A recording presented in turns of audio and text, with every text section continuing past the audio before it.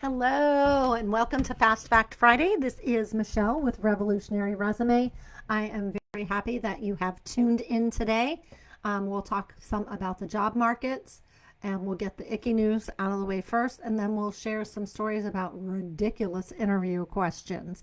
But I'm here to take your questions, so please feel free to hit like and subscribe and share this. I want to be able to help all of you out in your careers and your career searches. So let's get started. So, layoffs. Let's talk about this. Meta has actually a hiring freeze, and they are flat out saying it is not an AI problem. It is actually a Meta problem. Well, experts are saying that, but it's not an AI problem. Trying to streamline organizations in an uncertain economy is definitely on the onus of the board and the leadership at Meta. It is not, oh, AI is doing X, Y, or Z. And sorry if you hear some vocalness in the background. Smokey is expressing his displeasure about some concrete equipment that is very near the window he is at. So my apologies. Our team here at Revolutionary Resume is pretty woofy pants today. One moment.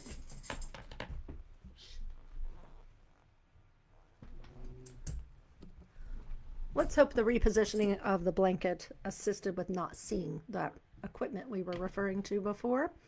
So let's talk about not Meta, but a new term that is coming out, and it is actually called job hugging.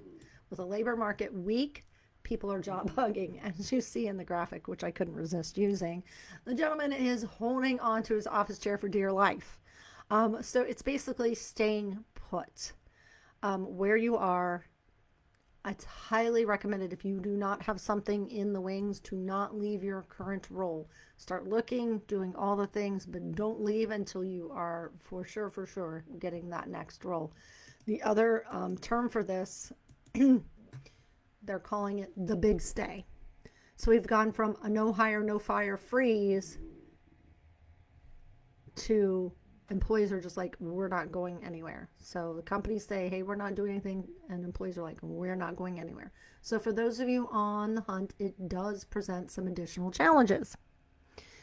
I'm telling you right now that making sure you're really working that network and staying keyed in to things that matter to you, whether it's causes, certain industries, staying tied into all that will fare you well through this economy and this wild job market. Like, seriously, what even is this right now?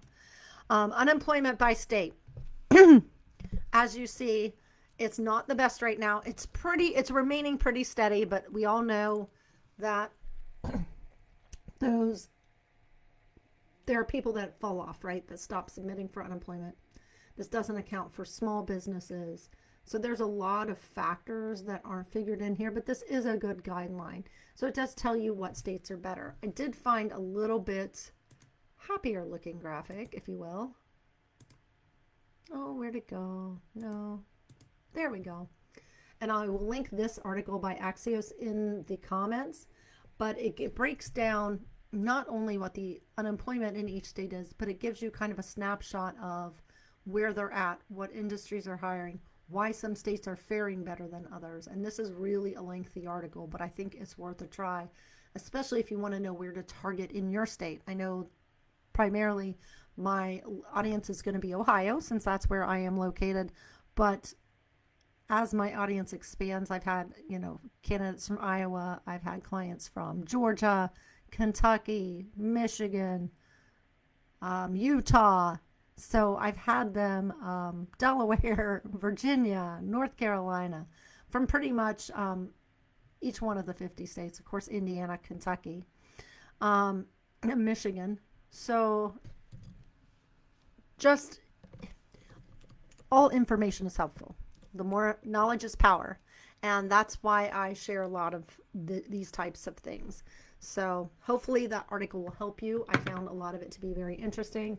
I haven't even gotten through 100% of the article myself, but it is really telling and really helps you get a good picture of where your state is and maybe if you should shift your focus. So let's talk about funny stuff today. I've given you advice all the time on how to do your resume, how to work on, interview questions, all this and that. Let's shift it. I want you guys to tell me what the most ridiculous interview question you have had. One of my clients sends me a funny every week, and she's much appreciated. But she had a question this week in an interview is what you would do if a gorilla was chasing you.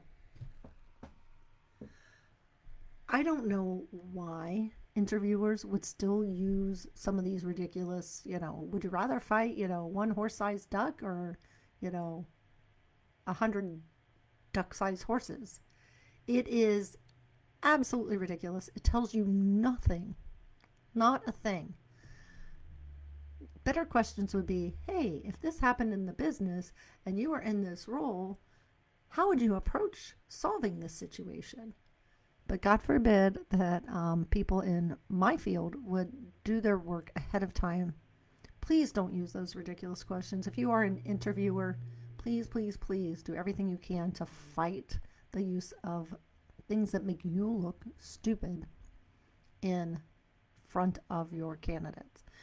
Your best PR and marketing is going to be applicants. If I have a happy onboarding process with your company, don't you think I'm more likely to tell my friends, wow, you should apply there. They really have their stuff together. The interview made sense.